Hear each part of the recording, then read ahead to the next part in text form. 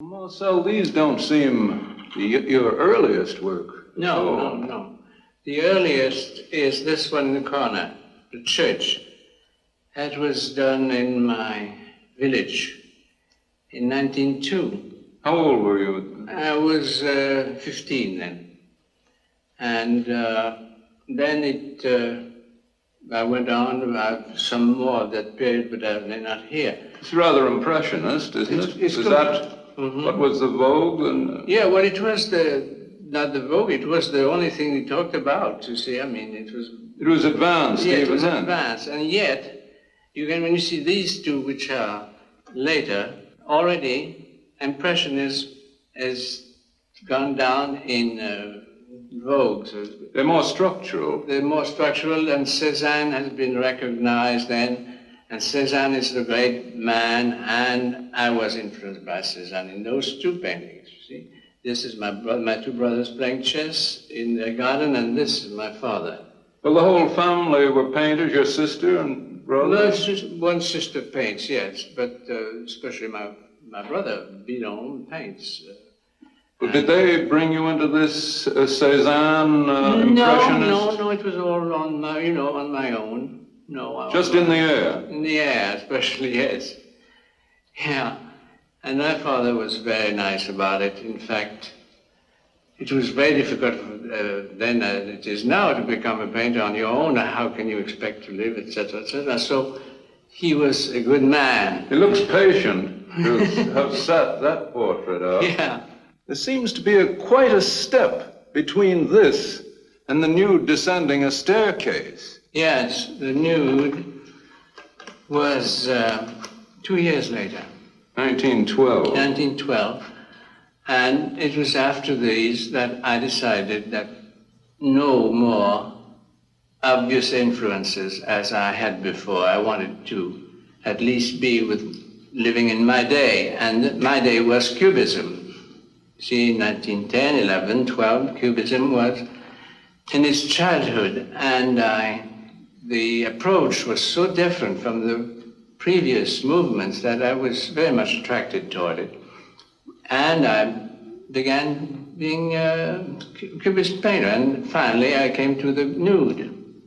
The nude, however, has something of movement in it that the Cubists didn't seem to be interested in. It. You see, there was also Futurism at that time. The Italians. Italian Futurism. But I didn't know about it. You weren't in Munich? You were in Italy, no. I never knew any. You see, the famous Futurist show in Paris was in January 1912 when I was painting this. So I hadn't seen it. There's a coincidence there. Of course, you might say it was in the air. But I didn't actually know the Futurists, but I did this painting with the idea of using movement as one of the elements in it. And next year, the following year, I sent it at the invitation of American painters, Davis and Walter Park. It was an event in American painting history, I know, but it's only now, even now that we know it, 40 years later. At the moment, it might have been an explosion of a success for a week or 10 days and finished in a feu de paille. Yes. But it went on. Then that was not enough for me. I went on with the idea that, all right, I had done what I could with Cubism, in my opinion, and immediately wanted to change. This idea of changing, not repeating myself. I could have done 10 nudes probably at that time if I wanted to.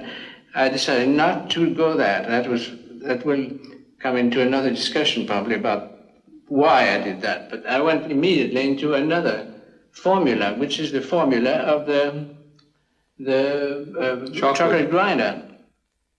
I was in Rouen, in one of the shops, showing through the glass an actual chocolate grinder. That a manufacturer of chocolate showed his chocolate grinder in the window. And it amused me so much that I took it as a point of departure. But what was different in your point of view here than in any normal still life of a chocolate grinder? Was it a mechanical interest? Yes, of course, the mechanical side of it influence within, or at least that was also the point of departure of a new form of technique. I couldn't go into the haphazard drawing or the folds, or the painting, the splashing of the paint. I wanted to go back to a completely dry drawing, dry conception of art. And the mechanical drawing, for me, was the best form of that dry form of art.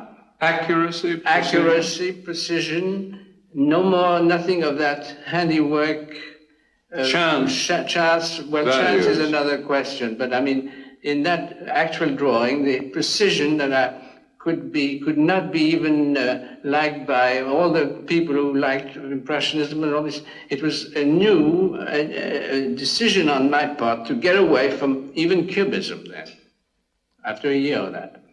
So this was the real beginning for the large glass. At the time you did this, was there no notion of what was coming? No, but I was already beginning to make a definite plan, complete plan for the whole glass, and the chocolate grinder was one point, and then came the sliding machine on the side. All this was supposed and was drawn in 13 and 14 on paper, planned out, because it was based on a perspective view, meaning complete control of the placement of things. It couldn't be haphazardly or changed afterwards. It had to go through as according to plan, so to speak.